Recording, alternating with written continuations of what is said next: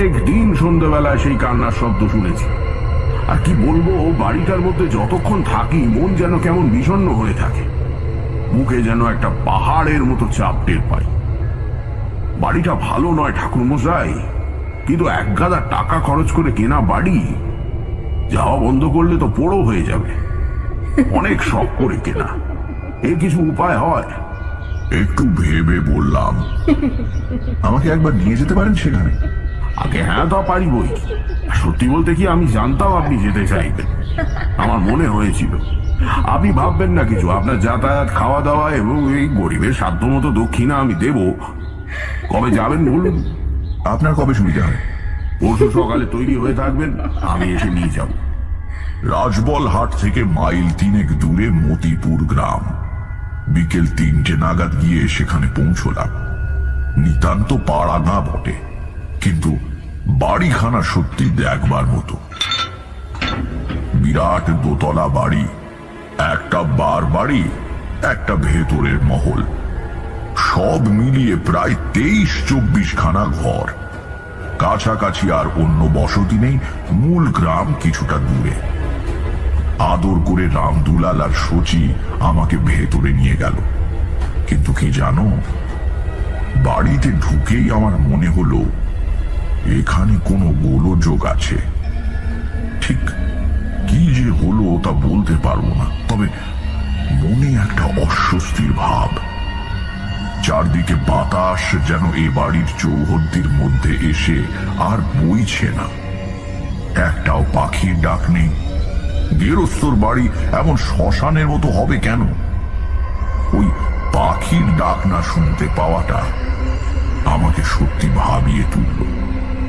আমি দেখেছি মানুষের চেয়ে নিম্ন স্তরের প্রাণীরা অশুভ প্রভাব সম্বন্ধে বেশি অনুভূতি প্রবণ হয়। ভূমিকম্প হবার আগে পোষা পাখি খাঁচার মধ্যে ছটফট করে, জানো তো?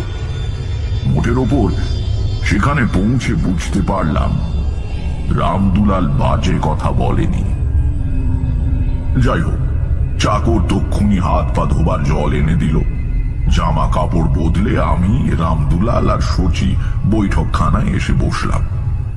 কলকাতা থেকে চাঙাড়ি করে এক গাদা খাবার এনেছিল রামদুলাল। এবার চাকর সেগুলো আমাদের পরিবেশন করে দিল। প্রচুর খাঁটি ঘিয়ে ভাজা লুচি, আলুর দম, বড় বড় জোড়া সন্দেশ, ছানার মুরকি ইত্যাদি। বেশ খিদে পেয়েছিল। এক নিঃশ্বাসে প্রচুর খেয়ে ফেলার পরে যখন একটা হাঁড়ি থেকে রাবড়ি বেরুলো, ভয় পেয়ে বললাম, না না, আর নয়, ও অনেক হয়েছে। রামদুলাল হাত জোর করে বলল, আগে কি আর এমন আয়োজন? হুমকুড়ো বই তো নয়, সামান্য একটু নিন, আপনার কথা ভেবেই আনা। খাওয়া শেষ হলে পরে রামদুলাল বলল, একটা কথা বলবো। কি? কিছু বুঝতে পারছেন? বাড়িটায় কি সত্যি কোনো দোষ আছে? আসল কথা না ভেঙে বললাম, এখনই কিছু বলা কঠিন, দেখি আজ রাতটা। সন্ধ্যের অন্ধকার যখন বেশ গাঢ় হয়ে এসেছে, তখনই আমি কান্নার শব্দটা শুনতে পেলাম।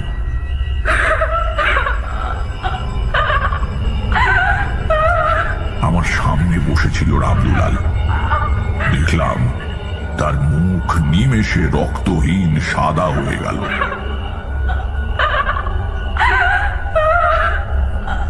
ওই ওই শুনছেন সেই শব্দ? বেশি করে বলবার দরকার ছিল না। কোথা থেকে যেন ভেসে আসছে একটা করুণ কান্নার শব্দ। স্ত্রীলোকের কান্নাই বটে, যেন খুব কষ্টে গুমরে গুমরে কাঁদছে। কোথা থেকে আসছে শব্দটা? দরজার কাছে শচী দুলাল এসে দাঁড়িয়েছে। বাবা, বাবা শুনেছেন? রামদুলাল কাঁপা কাঁপা গলায় বলল, শুনেছি। তুই তুই ভেতরে চলে আয়। বললাম, ভয় পেও না, দাঁড়াও, আমাকে একটা লণ্ঠন দাও তো। চাকরটাও ভয় পেয়ে চলে এসেছে। তার হাতে একটা হ্যারিকেন। সেটা নিয়ে ঘর থেকে থেকে বেরোতে বেরোতে বললাম, তোমরা এখানে থাকো, ঘর থেকে বেরিও না, আমি একটু দেখে আসি।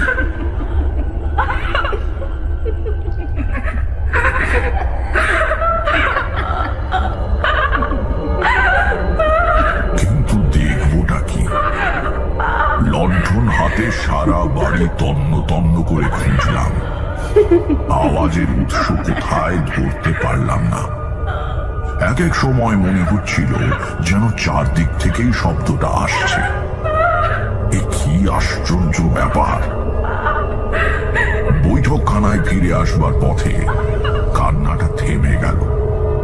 ঘরে ঢুকে দেখি সচি আর রামদুলাল পাথরের মূর্তির মতো চৌকিতে পা তুলে বসে আছে। ঝড়ে কাক মরলেও কেরামতি ফকিরের হয় জানো তো, আমার হলো তাই। আমি লণ্ঠন হাতে বেরুবার একটু পরেই কান্নাটা থেমে যেতে ওদের দুজনের ধারণা হলো আমি তন্ত্রমন্ত্রের প্রভাবে আওয়াজটা বুঝি বন্ধ করেছি। আমাকে দেখে রামদুলাল বলল, ওহ, কি ভয়ানক শব্দ! কি করে থামালেন ঠাকুরমশাই? ভাগ্যিস আপনি এসেছিলেন। ব্যাপারটা বুঝে চুপ করে রইলাম। ওদের ভুল ভাঙিয়ে লাভ নেই। আমার উপরে ভরসা করে যতটুকু সান্ত্বনা পায় পাক না। রাত্রিরে ভেতর বাড়ির বারান্দায় আসন পেতে বসে আবার এক বিপুল আয়োজনের সম্মুখীন হওয়া গেল। পুজোর পরাতের মতো বড় বগি থালায় সরু চড়ুই পাখির মুখের মতো চালের ঘি ভাত, ভেড়ার মাংসের কোরমা, রুই মাছের কালিয়া, 3-4 রকমের মিষ্টি। করেছো কি? এত কখন খাওয়া যায়? আর তাও বিকেলে ওই জলযোগের পর। এই তুলে নাও, এর অর্ধেকও আমি খেতে পারবো না। রামদুলাল বলল, আমার এই চাকরটি বড় ভালো রাধে, পাকা হাত। শুধু রান্নার জন্যই 60 টাকা মাইনে দিয়ে ওকে রেখেছি। আপনাকে রেঁধে খাওয়াবো বলে ওকে নিয়ে এলাম। আপনি না খেলে আমরা কিন্তু খুব কষ্ট পাবো। এমন কিছু বেশি তো নয়, খেয়ে নিন না। খাওয়ার গল্প আর বারবার করব না। এই প্রসঙ্গেই রামদুলালের কথাটা মনে এলো বলে তোমাদের ভোজের বহরটার একটু ইঙ্গিত দিলাম। এক কথায় এরপর দুবেলা এরকম নানা বিচিত্র পদ তৈরি হতে লাগলো আমার জন্য। রাত্রেও শুয়ে ঘুম আসে না। একে চাপ খাওয়া হয়ে গিয়েছে, তার উপর মনে কেমন একটা অমঙ্গলের ভাব। আমাদের গাঁয়ের সেই সাধুর কথা মনে আছে তো? সে বলেই দিয়েছিল আমার এ ধরনের ক্ষমতা হবে। পরদিন একটা অদ্ভুত ঘটনা ঘটল, আর এইখানেই গল্পের আসল অংশের শুরু। সকাল 8টা হবে। বৈঠকখানায় বসে আছি। রামদুলাল গিয়েছে স্নান করতে। সচি বাড়ি নেই। বিকেলে ক্ষীর দিয়ে কি একটা খাবার তৈরি হবে, তাই সে গিয়েছে খাঁটি দুধের সন্ধানে। বাড়ির ডান দিকের কোণে বারান্দার শেষে খুব সুন্দর একটা স্নানের ঘর আছে। জমিদার শখ করে বানিয়েছিল। তার মেঝে সাদা পাথরে বাঁধানো, বুক অবধি দেয়াল মোজেক করা। কানাই চাকর সকালে পুকুর থেকে স্নানের জল তুলে তাতে এনে রেখেছে। পুকুরেও অনায়াসেই স্নান করা চলতো, কিন্তু নতুন বাড়ি কেনা হয়েছে, সবকিছু ব্যবহার করা চাইতো। রামদুলাল সেখানেই স্নান করছে। হঠাৎ দরজার কাছে একটা আওয়াজ শুনে দেখি রামদুলাল এসে ঘরের মধ্যে দাঁড়িয়েছে। তার মুখ ভয়ে বিকৃত, বেচারি কাঁপছে ঠকঠক করে। স্নান করতে করতে মাঝপথে বেরিয়ে এসেছে বোঝা যাচ্ছে। কাপড় ভেজা, গায়ে জল, মোছবার পর্যন্ত সময় পায়নি। বললাম, কি হয়েছে? ভয় পেলে নাকি? রামদুলাল প্রথমটা কথাই বলতে পারে না।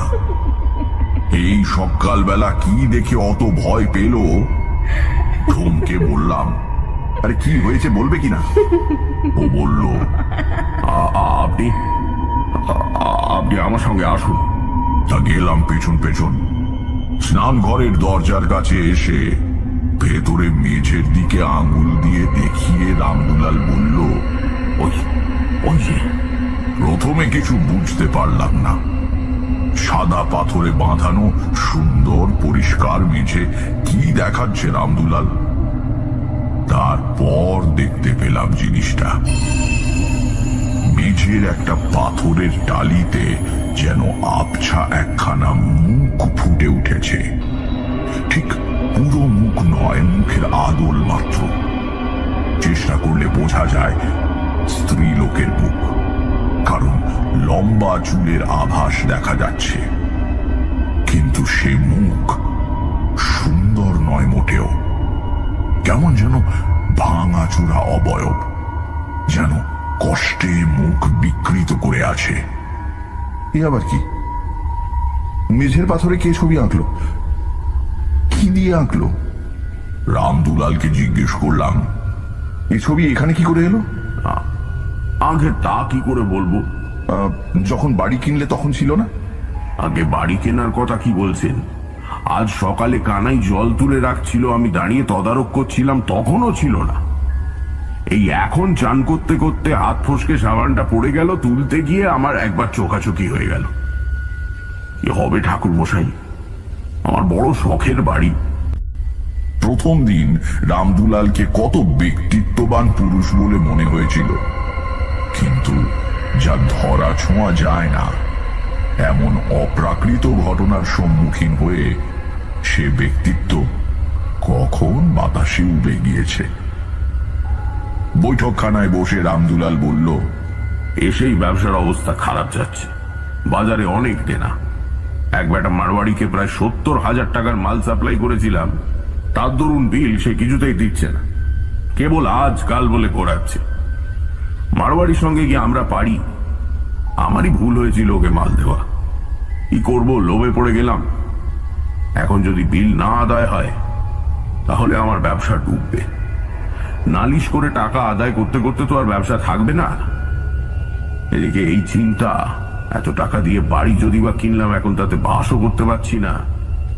আমাকে আমাকে বোধহয় আত্মহত্যাই করতে হবে ঠাকুর মশাই। বললাম, আরে দাঁড়াও, এত ব্যস্ত হলে চলবে কেন? ব্যবসায় লাভ ক্ষতি জোয়ার ভাটা আছেই, ভেঙে পড়ার কিছু নেই। আর এবারই কথা বলি, আমার মনে হয় তোমাদের ভয়ের কিছু নেই। ভয়ের কিছু নেই? মনে হয় না।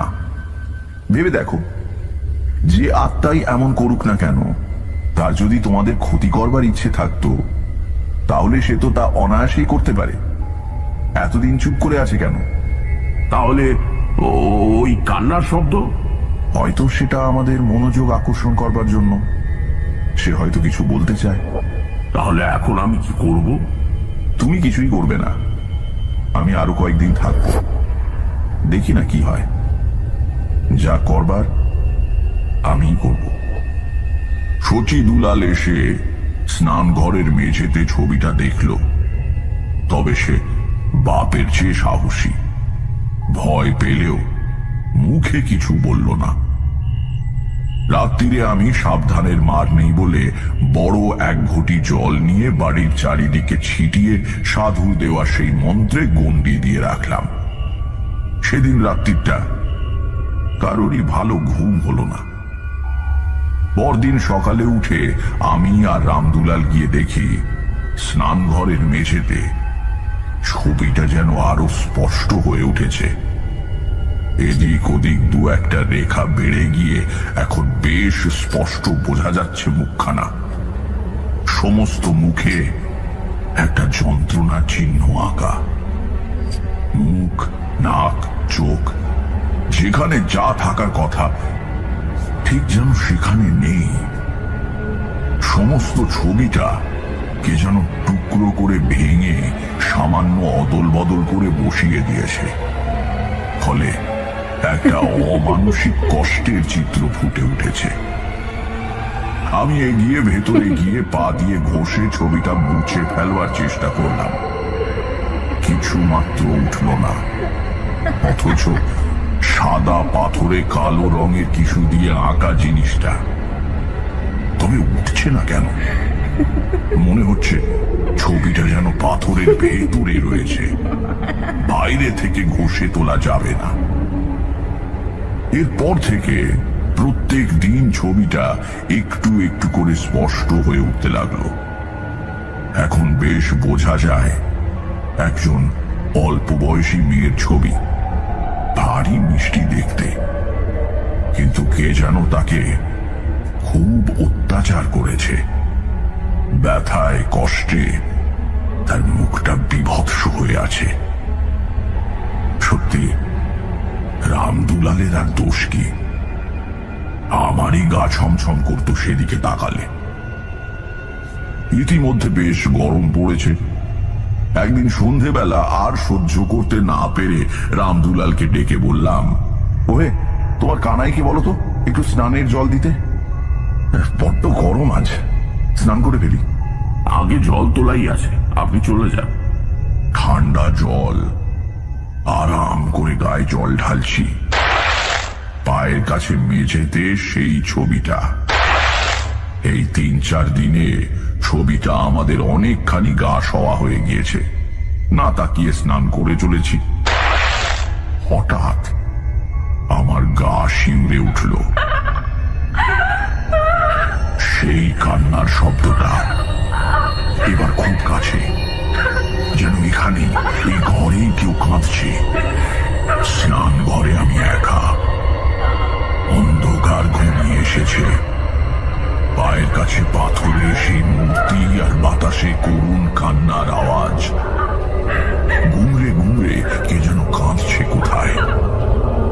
তরুণী মেয়ের গলা। বাইরে দরজায় ধাক্কা দিচ্ছে রামদুলাল। ঠাকুরমশাই, ঠাকুরমশাই ঠিক আছেন তো? হ্যাঁ ঠিক আছি, ভয় নেই। যাও ঘরে গিয়ে বসো, আমি আসছি। আওয়াজটা এ ঘরেই হচ্ছে বটে, যেন আমার পায়ের তলা থেকে আসছে। আমার মাথায় তখন একটা বুদ্ধি এসেছে। কি করতে হবে ভেবে ফেলেছি আমি। স্নান সেরে বেরোবার আগেই কান্নার আওয়াজ থেমে গেল।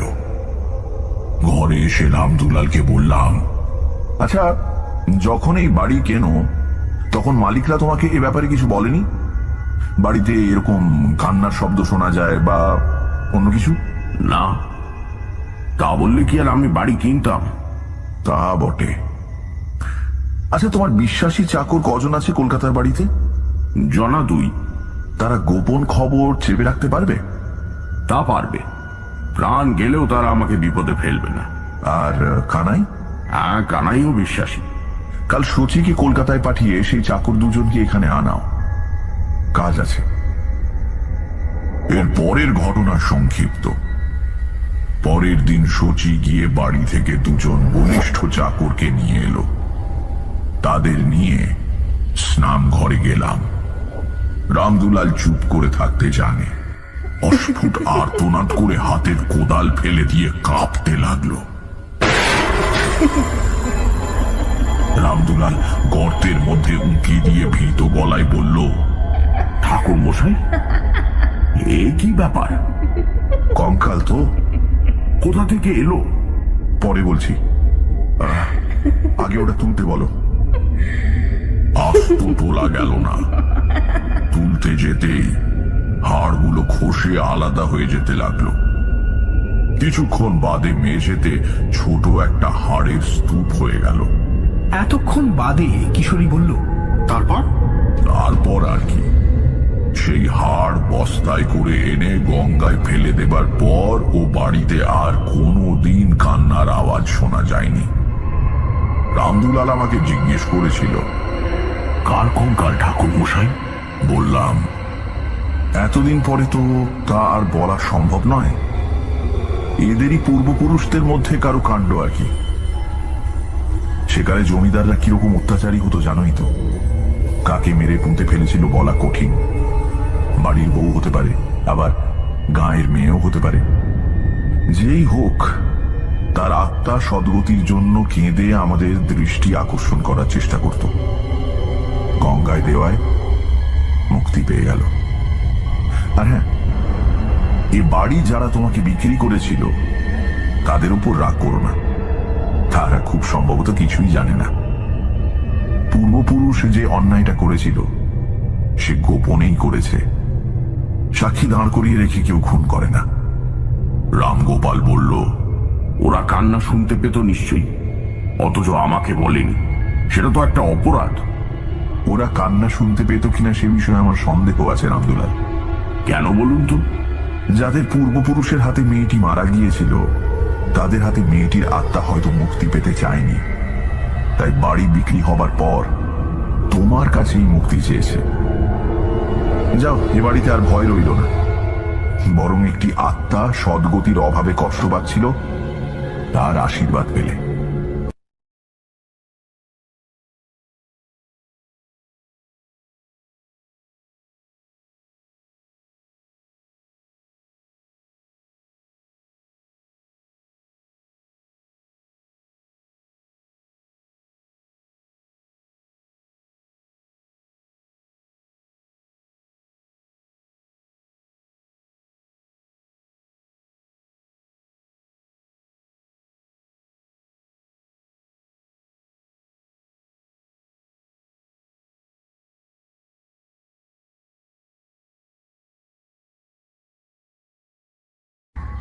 দেবী বলেই দিয়েছিলেন অন্যের কষ্ট হবে না, কিন্তু ধনীও হতে পারবো না।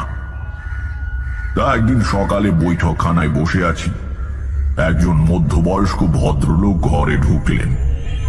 কাঁচায় পাকায় মেশানো চুল, বেশ বলিষ্ঠ ধাঁচের মাঝারি গরমের চেহারা, পরনে দামি কাঁচি ধুতি, পাঞ্জাবিতে সোনার বোতাম, ডান হাতে অনেকগুলো পাথর বসানো আংটি। চেহারায় বড় মানুষের ছাপ আছে, ব্যক্তিত্ব সম্পন্ন মানুষ। ভদ্রলোক আমাকে জিজ্ঞেস করলেন, আপনি কি তারানাথ জ্যোতিষান্ন?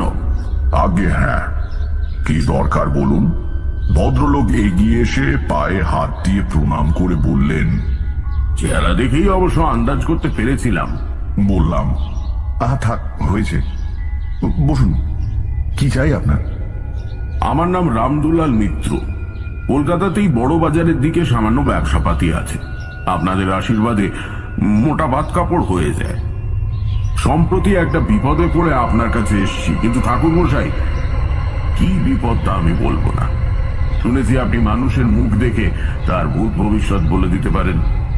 আপনি বলুন দেখিনি আমার বিপদটা কি? কিছু মনে করবেন না, ঠিক লোকের কাছে এসেছি কিনা তা তো আমার জানা দরকার। ব্যবসাদার লোকের মতো কথা বলে। আমি মনে মনে হাসলাম। এই লোক ঘরে ঢোকা মাত্র আমি বুঝতে পেরেছি কি বিপদে পড়ে ও এখানে এসেছে। তবে মিথ্যে ভেলকি দেখিয়ে লোককে চমকে দিতে আমার প্রবৃত্তি ছিল না বলে ওকে দিয়েই বলিয়ে নেবার চেষ্টায় ছিলাম।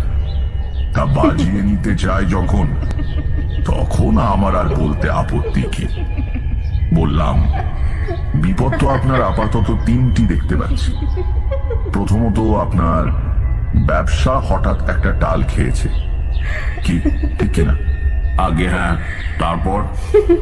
এটার জন্য ভাবতে হবে না, এখানে বসেই বলে দিচ্ছি। আপনি নীল রঙের গণেশ গড়িয়ে পুজো করুন, আবার ব্যবসার মোড় ফিরবে। আর আপনার বাস্তুবিঘ্ন আছে দেখতে পাচ্ছি। বসত বাড়ি সংক্রান্ত কোনো গোলযোগে পড়বেন কিংবা পড়েছেন। রামদুলাল চোখ বড় বড় করে বললেন, ধন্য ধন্য, এখন আমার এই বিপদ থেকে উদ্ধার পাবার পথ বলে। খুলে বলুন। রামদুলাল বললেন, ছোটবেলায় বড় কষ্টে মানুষ হয়েছে ঠাকুর মশাই। বাপ মা অল্প বয়সে মারা গিয়েছিলেন। কুলিগিরি করে মাথায় মোট বয়ে একটা একটা করে পয়সা জমিয়ে ব্যবসা শুরু করি। প্রথম জীবনে আমার থাকার জায়গা ছিল না, কখনো কখনো রাস্তায় শুয়েও রাত কাটিয়েছি। আজও আমার কলকাতায় কোনো বাড়ি নেই। বড় একখানা বাড়ি নিয়ে থাকি বটে, কিন্তু সেটা ভাড়া বাড়ি। বাড়ি কিনতে পারতাম, কিন্তু সত্যি বলতে কি, কলকাতায় বাড়ি করতে ইচ্ছে হয় না। ছোটবেলায় গ্রামে মানুষ, আর কটা দিন পরে ছেলেদের হাতে ব্যবসা দিয়ে আবার গ্রামে গিয়ে বসবাস করব ঠিক করেছি। তা গত বছর শেষের দিকে এক দালাল খবর নিয়ে এলো, রাজবল হাটের কাছে এক গ্রামে একটা খুব ভালো বাড়ি বিক্রি আছে। নতুন বাড়ি না হলেও সামান্য মেরামত করে নিলে নতুনের মতোই দাঁড়াবে। সেখানকার জমিদার বাড়ি, জমিদার মারা গিয়েছেন, জমিদারি বিক্রি করে ছেলেরা কলকাতায় উঠে আসতে চায়। বাড়িও আর রাখবে না, নামমাত্র দামে বেচে দিচ্ছে। দালালের মাধ্যমে দর করে বাড়ি তো কিনলাম ঠাকুর মশাই, অনেক আশার বাড়ি, কিন্তু এখন সে বাড়িতে বাস করা অসম্ভব হয়ে উঠেছে। কেন, কি হয়েছে? আগে বাড়িটায় অপদেবতার দৃষ্টি আছে। কেনবার পর আমরা সবাই কয়েকটা দিন থাকবার জন্য সেখানে গিয়েছিলাম। প্রথম দিনই আমার স্ত্রী কি দেখে রাত্রিরে ভয়ে চিৎকার করে উঠলেন। জানলার কাছে নাকি ছায়ার মতো কি দাঁড়িয়েছিল, অথচ দোতলার জানলা, কোনো খাঁজ বা কার্নিশ নেই। চোর ডাকাত কি বেয়ে উঠবে? পরের দিন সন্ধ্যের দিকে আমার বড় ছেলে সচিদুলাল পায়খানা করতে গিয়েছিল। কিছুক্ষণ বাদে ফিরে এসে বলল, বাবা, বাড়ির বাইরে কে বসে কাঁদছে বলুন তো? মেয়ে ছেলের গলা মনে হলো। কেমন সন্দেহ হওয়াতে তক্ষুনি চাকর বাকর নিয়ে লন্ডন জেলে দেখতে গেল। পায়খানা বাড়ির থেকে একটু দূরে, উঠোন পেরিয়ে যেতে হয়, তারপরেই পাঁচিল। এদিকে দরজা দিয়ে বেরিয়ে ঘুরে সেখানে পৌঁছে দেখি কোথাও কিচ্ছু নেই। পাঁচিলের পরেই ঘন ঝোপঝাড় আর আগাছার জঙ্গল। সেখানে বসে এই ভর সন্ধ্যায় কে কাঁদতে যাবে? কিন্তু কি বলবো ঠাকুর মশাই, ফিরে আসতে গিয়ে পরিষ্কার শুনলাম কে যেন খুব আকুল হয়ে কাঁদছে। স্ত্রীলোকের গলা, খুব কষ্টের কান্না। আবার ফিরে যাই, আবার দেখি না, কোথাও কিচ্ছু নেই। একবার মনে হলো শব্দটা যেন বাড়ির ভেতর থেকে আসছে। কেমন ভয় ধরে গেল। এসব কি কাণ্ড? এমন হওয়া তো ভালো কথা নয়। পরের দিন গিন্নিকে কলকাতায় ফেরত পাঠালাম মেজ ছেলের সঙ্গে। আমি আর সচি আরো দুদিন থেকে গেলাম। প্রত্যেক দিন সন্ধ্যাবেলায় সেই কান্নার শব্দ শুনেছি। আর কি বলবো, বাড়িটার মধ্যে যতক্ষণ থাকি মন যেন কেমন বিষণ্ণ হয়ে থাকে। মুখে যেন একটা পাহাড়ের মতো চাপ টের পাই। বাড়িটা ভালো নয় ঠাকুর মশাই, কিন্তু এক গাদা টাকা খরচ করে কেনা বাড়ি, যাওয়া বন্ধ করলে তো পোড়ো হয়ে যাবে। অনেক শখ করে কেনা, এর কিছু উপায় হয়? একটু ভেবে বললাম, আমাকে একবার নিয়ে যেতে পারেন সেখানে? আগে হ্যাঁ, তা পারি বই কি। সত্যি বলতে কি, আমি জানতাম আপনি যেতে চাইবেন। আমার মনে হয়েছিল। আপনি ভাববেন না কিছু, আপনার যাতায়াত, খাওয়া দাওয়া এবং এই গরিবের সাধ্য মতো দক্ষিণা আমি দেব। কবে যাবেন বলুন? আপনার কবে সুবিধা হয়? পরশু সকালে তৈরি হয়ে থাকবেন, আমি এসে নিয়ে যাব। রাজবলহাট থেকে মাইল 3 দূরে মতিপুর গ্রাম। বিকেল 3টে নাগাদ গিয়ে সেখানে পৌঁছলাম। নিতান্ত পাড়া না বটে, কিন্তু বাড়িখানা সত্যি দেখবার মতো। বিরাট দোতলা বাড়ি, একটা বার বাড়ি, একটা ভেতরের মহল, সব মিলিয়ে প্রায় 23-24 খানা ঘর। কাছাকাছি আর অন্য বসতি নেই, মূল গ্রাম কিছুটা দূরে। আদর করে রামদুলাল আর সচি আমাকে ভেতরে নিয়ে গেল। কিন্তু কি জানো, বাড়িতে ঢুকেই আমার মনে হলো এখানে কোনো গোলযোগ আছে। ঠিক কি যে হলো তা বলতে পারবো না, তবে মনে একটা অস্বস্তির ভাব। চারদিকে বাতাস যেন এ বাড়ির চৌহদ্দির মধ্যে এসে আর বইছে না। একটাও পাখির ডাক নেই। গেরস্তর বাড়ি এমন শ্মশানের মতো হবে কেন? ওই পাখির ডাক না শুনতে পাওয়াটা আমাকে সত্যি ভাবিয়ে তুলল। আমি দেখেছি মানুষের চেয়ে নিম্ন স্তরের প্রাণীরা অশুভ প্রভাব সম্বন্ধে বেশি অনুভূতি প্রবণ হয়। ভূমিকম্প হবার আগে পোষা পাখি খাঁচার মধ্যে ছটফট করে, জানো তো? মোটের ওপর সেখানে পৌঁছে বুঝতে পারলাম রামদুলাল বাজে কথা বলেনি। যাই হোক, চাকর তক্ষুনি হাত পা ধোবার জল এনে দিল। জামা কাপড় বদলে আমি, রামদুলাল আর সচি বৈঠকখানায় এসে বসলাম। কলকাতা থেকে চাঙাড়ি করে এক গাদা খাবার এনেছিল রামদুলাল। এবার চাকর সেগুলো আমাদের পরিবেশন করে দিল।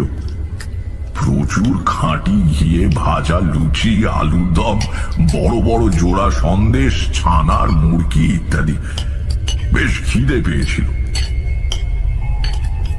এক নিঃশ্বাসে প্রচুর খেয়ে ফেলার পরে যখন একটা হাঁড়ি থেকে রাবড়ি বেরুলো, ভয় পেয়ে বললাম, না না, আর নয়, ও অনেক হয়েছে।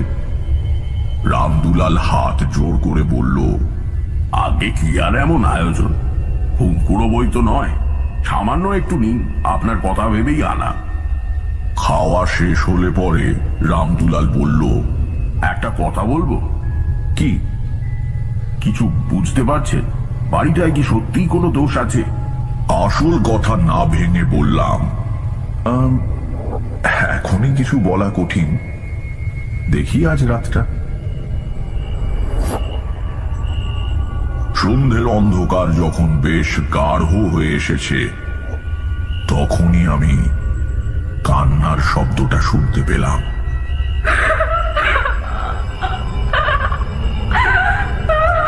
আমার সামনে বসেছিল রামদুলাল। দেখলাম তার মুখ নিমেষে রক্তহীন সাদা হয়ে গেল।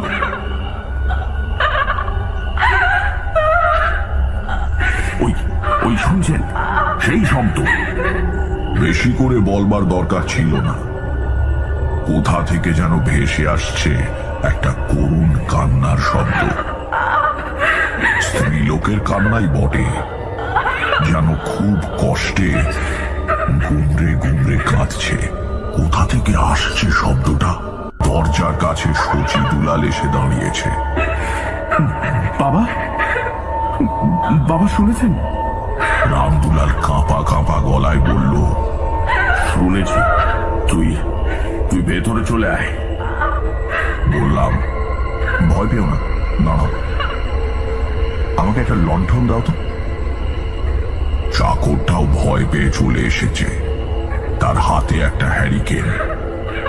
সেটা নিয়ে ঘর থেকে বেরোতে বেরোতে বললাম, তোমরা এখানে থাকো, ঘর থেকে বেরিও না, আমি একটু দেখে আসি।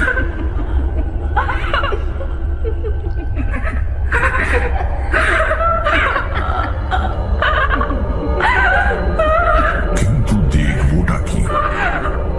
লণ্ঠন হাতে সারা বাড়ি তন্ন তন্ন করে খুঁজলাম, আওয়াজের উৎস কোথায় ধরতে পারলাম না। এক এক সময় মনে হচ্ছিল যেন চারদিক থেকেই শব্দটা আসছে। এ কি আশ্চর্য ব্যাপার! বৈঠকখানায় ফিরে আসবার পথে কান্নাটা থেমে গেল। ঘরে ঢুকে দেখি শচী আর রামদুলাল পাথরের মূর্তির মতো চৌকিতে পা তুলে বসে আছে। ঝড়ে কাক মরলেও কেরামতি ফকিরের হয় জানো তো, আমার হলো তাই। আমি লণ্ঠন হাতে বেরুবার একটু পরেই কান্নাটা থেমে যেতে ওদের দুজনের ধারণা হলো আমি তন্ত্রমন্ত্রের প্রভাবে আওয়াজটা বুঝি বন্ধ করেছি। আমাকে দেখে রামদুলাল বলল, ওহ, কি ভয়ানক শব্দ! কি করে থামালেন ঠাকুরমশাই? ভাগ্যিস আপনি এসেছিলেন। ব্যাপারটা বুঝে চুপ করে রইলাম। ওদের ভুল ভাঙিয়ে লাভ নেই। আমার উপরে ভরসা করে যতটুকু সান্ত্বনা পায় পাক না। রাত্রিরে ভেতর বাড়ির বারান্দায় আসন পেতে বসে আবার এক বিপুল আয়োজনের সম্মুখীন হওয়া গেল।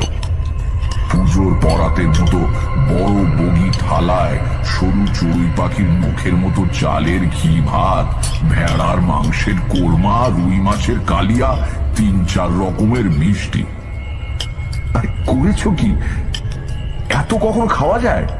আর তাও বিকেলে ওই জলযোগের পর। এই তুলে নাও, এর অর্ধেকও আমি খেতে পারবো না। রামদুলাল বলল, আমার এই চাকরটি বড় ভালো রাঁধে, পাকা হাত। শুধু রান্নার জন্যই 60 টাকা মাইনে দিয়ে ওকে রেখেছি। আপনাকে রেঁধে খাওয়াবো বলে ওকে নিয়ে এলাম। আপনি না খেলে আমরা কিন্তু খুব কষ্ট পাবো। এমন কিছু বেশি তো নয়, খেয়ে নিন না। খাওয়ার গল্প আর বারবার করব না। এই প্রসঙ্গেই রামদুলালের কথাটা মনে এলো বলে তোমাদের ভোজের বহরটার একটু ইঙ্গিত দিলাম। এক কথায় এরপর দুবেলা এরকম নানা বিচিত্র পদ তৈরি হতে লাগলো আমার জন্য।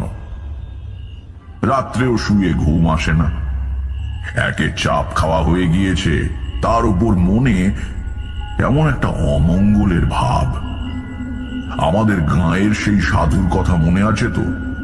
সে বলেই দিয়েছিল আমার এ ধরনের ক্ষমতা হবে।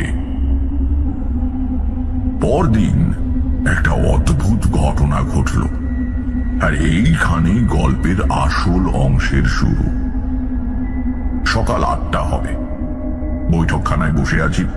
রামদুলাল গিয়েছে স্নান করতে, শচী বাড়ি নেই। বিকেলে ক্ষীর দিয়ে কি একটা খাবার তৈরি হবে, তাই সে গিয়েছে খাঁটি দুধের সন্ধানে। বাড়ির ডান দিকের কোণে বারান্দার শেষে খুব সুন্দর একটা স্নানের ঘর আছে। জমিদার শখ করে বানিয়েছিল। তার মেঝে সাদা পাথরে বাঁধানো, বুক অব্দি দেয়াল মোজেক করা। কানাই চাকর সকালে পুকুর থেকে স্নানের জল তুলে তাতে এনে রেখেছে। পুকুরে অনায়াসেই স্নান করা চলতো, কিন্তু নতুন বাড়ি কেনা হয়েছে, সবকিছু ব্যবহার করা চাইতো। রামদুলাল সেখানেই স্নান করছে। হঠাৎ দরজার কাছে একটা আওয়াজ শুনে দেখি রামদুলাল এসে ঘরের মধ্যে দাঁড়িয়েছে। তার মুখ ভয়ে বিকৃত, বেচারি কাঁপছে ঠকঠক করে। স্নান করতে করতে মাঝপথে বেরিয়ে এসেছে বোঝা যাচ্ছে। কাপড় ভেজা, গায়ে জল, মোজবার পর্যন্ত সময় পায়নি। বললাম, কি হয়েছে? ভয় পেলে নাকি? রামদুলাল প্রথমটা কথাই বলতে পারে না। এই সকালবেলা কি দেখে অত ভয় পেল? ধমকে বললাম, আরে কি হয়েছে বলবে কিনা? ও বলল, আপনি আপনি আমার সঙ্গে আসুন। তা গেলাম পেছন পেছন। স্নান ঘরের দরজার কাছে এসে ভেতরে মেঝের দিকে আঙুল দিয়ে দেখিয়ে রামদুলাল বলল, ওই ওই যে। প্রথমে কিছু বুঝতে পারলাম না। সাদা পাথরে বাঁধানো সুন্দর পরিষ্কার মেঝে কি দেখাচ্ছে রামদুলাল? তারপর দেখতে পেলাম জিনিসটা। মেঝের একটা পাথরের টালিতে যেন আবছা একখানা মুখ ফুটে উঠেছে। ঠিক পুরো মুখ নয়, মুখের আদল মাত্র। চেষ্টা করলে বোঝা যায় স্ত্রী লোকের মুখ, কারণ লম্বা চুলের আভাস দেখা যাচ্ছে। কিন্তু সে মুখ সুন্দর নয় মোটেও। কেমন যেন ভাঙাচোরা অবয়ব, যেন কষ্টে মুখ বিকৃত করে আছে। এ আবার কি? মেঝের পাথরে কে ছবি আঁকলো? কি দিয়ে আঁকলো? রামদুলালকে জিজ্ঞেস করলাম, এই ছবি এখানে কি করে এলো? আগে তা কি করে বলবো? যখন বাড়ি কিনলে তখন ছিল না? আগে বাড়ি কেনার কথা কি বলছেন? আজ সকালে কানাই জল তুলে রাখছিল, আমি দাঁড়িয়ে তদারক করছিলাম, তখনও ছিল না। এই এখন চান করতে করতে হাত ফসকে সাবানটা পড়ে গেল, তুলতে গিয়ে আমার একবার চোখাচোখি হয়ে গেল। কি হবে ঠাকুর মশাই, আমার বড় শখের বাড়ি। প্রথম দিন রামদুলালকে কত ব্যক্তিত্ববান পুরুষ বলে মনে হয়েছিল, কিন্তু যা ধরা ছোঁয়া যায় না এমন অপ্রাকৃত ঘটনার সম্মুখীন হয়ে সে ব্যক্তিত্ব কখন বাতাসে উড়ে গিয়েছে। বৈঠকখানায় বসে রামদুলাল বলল, এসেই ব্যবসার অবস্থা খারাপ যাচ্ছে। বাজারে অনেক দেনা। এক বেটা মারওয়াড়িকে প্রায় 70,000 টাকার মাল সাপ্লাই করেছিলাম, তার দরুন বিল সে কিছুতেই দিচ্ছে না, কেবল আজ কাল বলে করাচ্ছে। মারওয়াড়ির সঙ্গে গিয়ে আমরা পারি, আমারই ভুল হয়েছিল ওকে মাল দেওয়া। কি করব, লোভে পড়ে গেলাম। এখন যদি বিল না আদায় হয় তাহলে আমার ব্যবসা ডুববে। নালিশ করে টাকা আদায় করতে করতে তো আর ব্যবসা থাকবে না। এদিকে এই চিন্তা, এত টাকা দিয়ে বাড়ি যদি বা কিনলাম, এখন তাতে বাসও করতে পারছি না। আমাকে আমাকে বোধহয় আত্মহত্যাই করতে হবে ঠাকুর মশাই। বললাম, আরে দাঁড়াও, এত ব্যস্ত হলে চলবে কেন? ব্যবসায় লাভ ক্ষতি জোয়ার ভাটা আছেই, ভেঙে পড়ার কিছু নেই। আর এবারই কথা বলি, আমার মনে হয় তোমাদের ভয়ের কিছু নেই। ভয়ের কিছু নেই? মনে হয় না। ভেবে দেখো, যে আত্মাই এমন করুক না কেন, তার যদি তোমাদের ক্ষতি করবার ইচ্ছে থাকতো তাহলে সে তো তা অনায়াসেই করতে পারে। এতদিন চুপ করে আছে কেন? তাহলে ওই কান্নার শব্দ? হয়তো সেটা আমাদের মনোযোগ আকর্ষণ করবার জন্য। সে হয়তো কিছু বলতে চায়। তাহলে এখন আমি কি করব? তুমি কিছুই করবে না, আমি আরো কয়েকদিন থাকবো। দেখি না কি হয়। যা করবার আমি করব।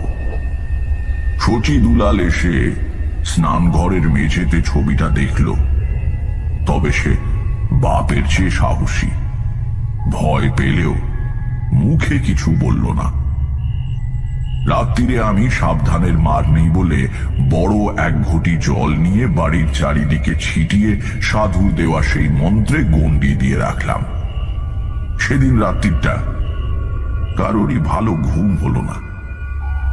পরদিন সকালে উঠে আমি আর রামদুলাল গিয়ে দেখি স্নানঘরের মেঝেতে ছবিটা যেন আরো স্পষ্ট হয়ে উঠেছে। এদিক ওদিক দু একটা রেখা বেড়ে গিয়ে এখন বেশ স্পষ্ট বোঝা যাচ্ছে মুখখানা। সমস্ত মুখে একটা যন্ত্রণার চিহ্ন আঁকা। মুখ, নাক, চোখ যেখানে যা থাকার কথা ঠিক যেন সেখানে নেই।